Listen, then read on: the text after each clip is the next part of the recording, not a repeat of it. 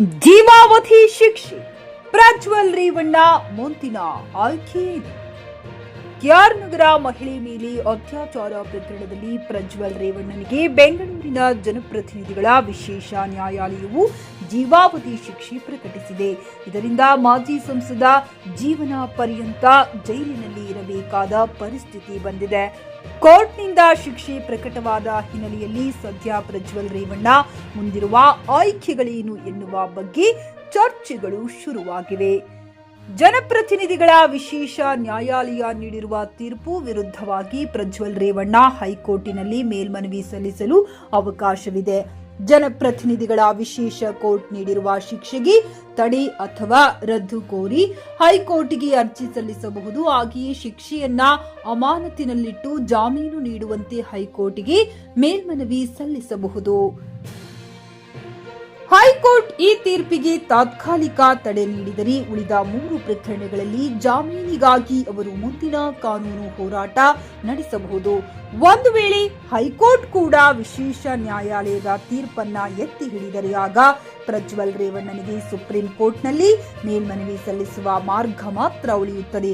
ಆದರೆ supreme court ಕೂಡ high court ತೀರ್ಪನ್ನ ಸಮರ್ಥಿಸಿದರೆ ಆಗ ಅವರು ವಿಧಿಸಲಾದ ಶಿಕ್ಷೆಯನ್ನ ಅನುಭವಿಸಲೇಬೇಕಾಗುತ್ತದೆ. ಅತ್ಯಾಚಾರ ಪ್ರಕರಣದಲ್ಲಿ ಪ್ರಜ್ವಲ್ ರೇವಣ್ಣನಿಗೆ ಜೀವಾವಧಿ ಶಿಕ್ಷೆ ವಿಧಿಸಿದ ಕೋರ್ಟ್. ಬೆಂಗಳೂರು ಮೈಸೂರಿನ ಕೆಆರ್ ನಗರದ ಮೇಲಿನ ಅತ್ಯಾಚಾರ ಪ್ರಕರಣ ಸಂಬಂಧಪಟ್ಟಂತೆ ಮಾಜಿ ಸಂಸದ ಪ್ರಜ್ವಲ್ ರೇವಣ್ಣನಿಗೆ ನ್ಯಾಯಾಲಯವು ಜೀವಾವಧಿ ಶಿಕ್ಷೆ ಪ್ರಕಟಿಸಿದೆ. ಜೊತೆಗೆ ಪ್ರಜ್ವಲ್ಗೆ 10 ಲಕ್ಷ ರೂಪಾಯಿ ದಂಡವನ್ನು ವಿಧಿಸಲಾಗಿದೆ. ಅಲ್ಲದೆ ಸಂತ್ರಸ್ತೆಗೆ 7 ಲಕ್ಷ ರೂಪಾಯಿ ಪರಿಹಾರ ನೀಡಲು ಸೂಚಿಸಲಾಗಿದೆ.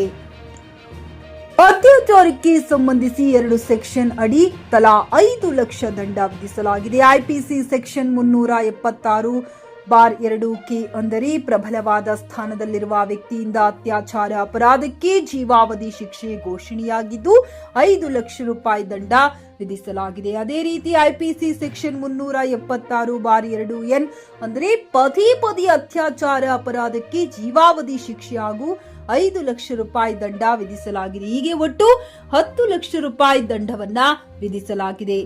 ನಿನ್ನೆ ಬೆಂಗಳೂರಿನ ಜನಪ್ರತಿನಿಧಿಗಳ ನ್ಯಾಯಾಲಯವು ಮಾಜಿ ಸಂಸದ ಪ್ರಜ್ವಲ್ ರೇವಣ್ಣ ದೋಷಿ ಎಂದು ತೀರ್ಪು ನೀಡಿತ್ತು. ಇದೀಗ ಶಿಕ್ಷೆ ಪ್ರಕಟವಾಗಿದೆ. ವಿಚಾರಣೆಯ ಬಳಿಕ ಆದೇಶವನ್ನ ಮಧ್ಯಾಹ್ನಕ್ಕೆ ಕಾಯ್ದಿರಿಸಿದ್ದ ನ್ಯಾಯಾಧೀಶ ಸಂತೋಷ್ ಗಜಾನನ ಭಟ್ ಅವರು ತೀರ್ಪು ಪ್ರಕಟಿಸಿದ್ದಾರೆ.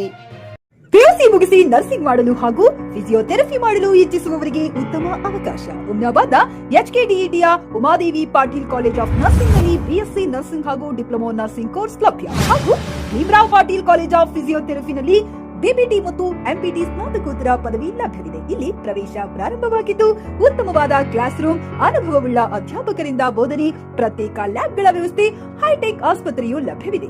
ಹಾಗೂ ವಿದ್ಯಾರ್ಥಿಗಳಿಗೆ ಪ್ರತ್ಯೇಕ ಹಾಸ್ಟೆಲ್ ವ್ಯವಸ್ಥೆಯೂ ಲಭ್ಯವಿದೆ. ಹಾಗಿದ್ರೆ ತಡೆಯಾಕೆ? ಹಿಂದೆ ಭೇಟಿ ನೀಡಿ. NH65 ರಸ್ತೆ, ವೀರಭದ್ರಗಿರಿ, ಸಿಂಗನಕೀರ ಕ್ರಾಸ್, ಹುಮ್ನಾಬಾದ್. ಹೆಚ್ಚಿನ ಮಾಹಿತಿಗಾಗಿ ಸಂಪರ್ಕಿಸಿ ಆಡಳಿತಾಧಿಕಾರಿ ಡಾಕ್ಟರ್ ಸದಾನಂದ ಪತ್ರಿ 9019078988.